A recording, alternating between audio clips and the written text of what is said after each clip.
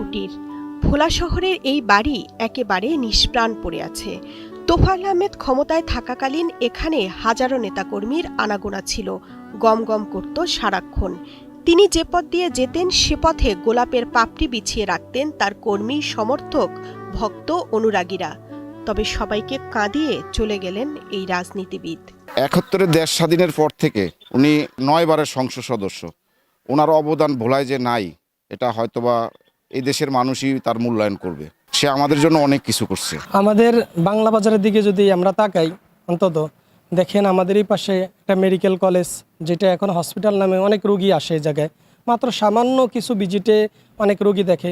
এরপরে এতিমখানা আছে, এরপর বাংলা বাজার ডিগ্রি কলেজ আছে, তারপর আবার ওই পাশে একটা হসপিটাল আছে, তারপর পিছনে একটা মাদ্রাসা আছে, তারপর আমাদের এই ফাতেমা খানম মসজিদ, বৃদ্ধাশ্রম, এনে এই টিটিসি, যুব উন্নয়ন, এগুলো সবগুলো জাদুঘর, এগুলো সবগুলোই ওনার অবদান বাংলা বাজারের ভিতরে। ১৯৬৯-এর গণ অভ্যুত্থানের নেতৃস্থানীয়দের একজন তোফায়েল আহমেদ। ঢাকার রেসকোর্স ময়দানে লাখো জনতার অংশগ্রহণে আয়োজিত সম্মেলনে শেখ মুজিবুর রহমানকে বঙ্গবন্ধু উপাধিতে ভূষিত করেছিলেন তিনি। ৬৯ এসেছিল বলে আমি বাংলাদেশের মন্ত্রী হতে পেরেছি। ১৯৬৯ সালে গণ অভ্যুত্থান না হলে আমি তোফায়েল আহমেদ হতে পারতাম না।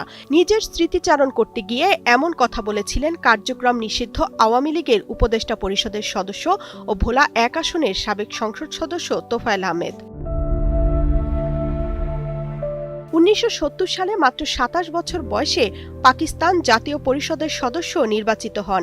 পদ্মা সেতু, মেট্রো রেল এবং এলিভেটেড এক্সপ্রেসওয়ে নির্মাণের গর্বিত অংশীদার বসুন্ধরা সিমেন্ট। তিনি ছিলেন মহান মুক্তিযুদ্ধের অন্যতম সংগঠক, মুজিব বাহিনীর অঞ্চলভিত্তিক দায়িত্বপ্রাপ্ত ৪ প্রধানের একজন। ১৯৭১ সালে মহান মুক্তিযুদ্ধ চলাকালে ১০ এপ্রিল ঐতিহাসিক মুজিবনগরে বাংলাদেশ গণপরিষদ প্রতিষ্ঠার অন্যতম সংগঠকও তোফায়েল আহমেদ। ১৯৭৩ সালে নিজের জেলা ভোলা থেকে তিনি সংসদ সদস্য নির্বাচিত হন। ১৯৯৬ সালের ২৩ জুন তিনি শিল্প ও বাণিজ্য মন্ত্রী হিসেবে শপথ গ্রহণ করেন। ২০১৪ থেকে ২০১৮ সাল পর্যন্ত আবারও বাণিজ্য মন্ত্রীর দায়িত্ব পালন করেন। ৯ বার জাতীয় সংসদ সদস্য নির্বাচিত হয়েছেন। ১৯৭৫ সাল থেকে টানা ৩৩ মাস সহ অসংখ্যবার জেল খেটেছেন। জনপ্রতিনিধি হিসেবে চেষ্টা করেছেন জনসাধারণের দাবিগুলো জাতীয় সংসদে উত্থাপন করার। গণমাধ্যমে দেয়া সাক্ষাৎকারে তোফায়েল আহমেদ জানিয়েছিলেন তার জীবনের শেষ ইচ্ছা ভোলা বরিশাল সেতু নির্মাণ, ভোলায় একটি পাবলিক বিশ্ববিদ্যালয় ও আন্তর্জাতিক মানের ক্রিকেট স্টেডিয়াম নির্মাণ করা।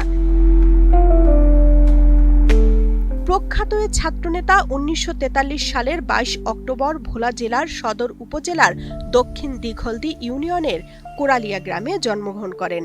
দীর্ঘদিন ধরে বার্ধক্যজনিত বিভিন্ন জটিল রোগে আক্রান্ত ছিলেন। শারীরিক অবস্থার অবনতি হলে ২৭ সেপ্টেম্বর রাজধানীর স্কয়ার হাসপাতালে ভর্তি হন তোফায়েল আহমেদ। তার মৃত্যু নিয়ে একাধিকবার গুজব ছড়িয়ে পড়ে, তবে এবার তিনি সত্যি চলে গেলেন না ফেরার দেশে।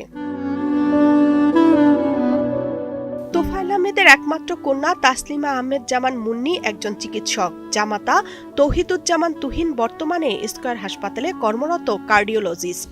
বড় ভাই মারা গেলে তার ২ ছেলের মধ্যে ছোট ছেলে মাইনুল হোসেন বিপ্লবকে দত্তক নেন তোফায়েল আহমেদ। বিপ্লবকেই নিজের পুত্র বলেই সব স্থানে পরিচয় করিয়ে দিতেন। বিপ্লবের বড় ভাই ভোলা ২ আসনের ৩ বারের সাবেক সংসদ সদস্য আলী আজম মুকুল। বর্তমানে তিনি কারাগারে রয়েছেন। Desk report, Kaler Kantho.